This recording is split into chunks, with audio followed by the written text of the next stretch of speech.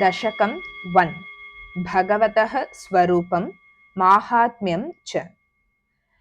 सान्द्रानन्दावबोधात्मकम् अनुपमितं कालदेशावधिभ्यां निर्मुक्तं नित्यमुक्तं निगमशतसहस्रेण निर्भास्यमानम् अस्पष्टं दृष्टमात्रे पुनरुरुपुरुषार्थात्मकं ब्रह्मतत्त्वं तत्तावद्भाति साक्षात् गुरुपवनपुरे हन्तभाग्यं जनानाम् एवं दुर्लभ्यवस्तुन्यपि सुलभतया हस्तलब्धे यदन्यत् तन्वा वाचा धिया वा भजति बत जनः क्षुद्रतैव स्फुटेयम् एते तावत् वयं तु स्थिरतरमनसा विश्वपीडापहत्यै निःशेषात्मानमेनं गुरुपवनपुराधीशमेवाश्रयामः सत्वं यत्तत्पराभ्यामपरिकलनतो निर्मलं तेन तावद्भूतैर्भूतेन्द्रियैस्ते वपुरिति बहुशः श्रूयते व्यासवाक्यम् तत्स्वच्छत्वाद्यदच्छादितपरसुखचित् गर्भनिर्भासरूपं तस्मिन् धन्या रमन्ते श्रुतिमतिमधुरे सुग्रहे विग्रहे ते निष्कम्पे नित्यपूर्णे निरवधि परमानन्दपीयूषरूपे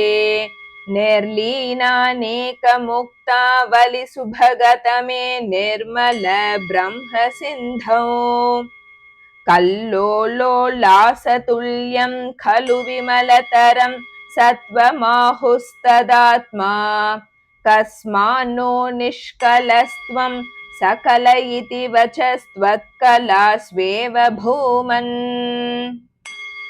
निर्व्यापारोऽपि निष्कारणमज भजसे यत्क्रियामीक्षणाख्याम् तेनैवोदेति लीना प्रकृतिरसति कल्पापि कल्पादिकाले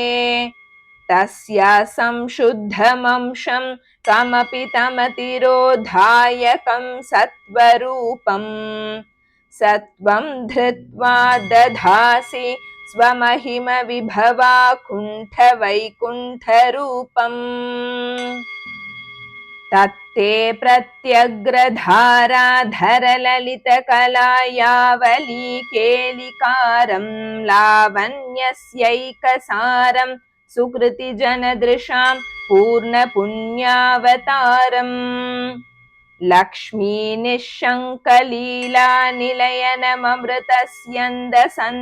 लक्ष्मीनिःशङ्कलीलानिलयनममृतस्यन्दसन्दोहमन्तस् सिञ्चत्संचिन्तकानां वपुरनुकलये मारुतागारनाथ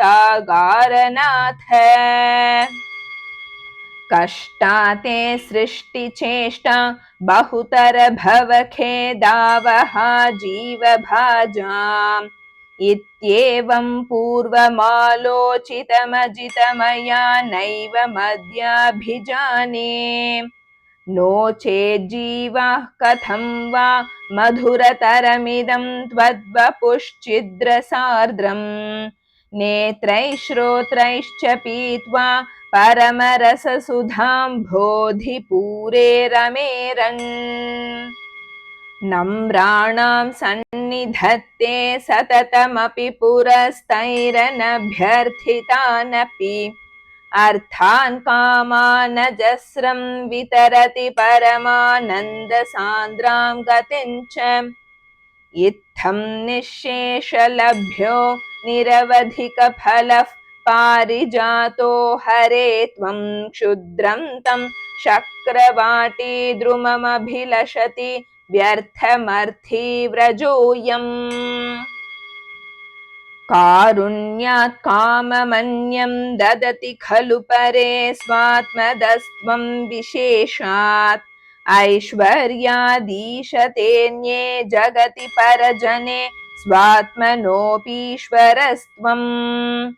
त्वय्युच्चैरारमन्ती प्रतिपदमधुरे चेतना स्फीतभाग्यास्त्वं चात्मा रामयेवेत्यतुलगुणगणाधार शौरे नमस्ते। ऐश्वर्यं शङ्करादीश्वरविनियमनं विश्वतेजोहराणाम् तेजःसंहारि वीर्यं विमलमपि यशो निःस्पृहैश्चोपगीतम् अङ्गासङ्गा सदा श्रीरखिलविदसि न क्वापि ते सङ्गवार्ता तद्वातागारवासिन्मुरहर भगवच्छब्दमुख्याश्रयोऽसि।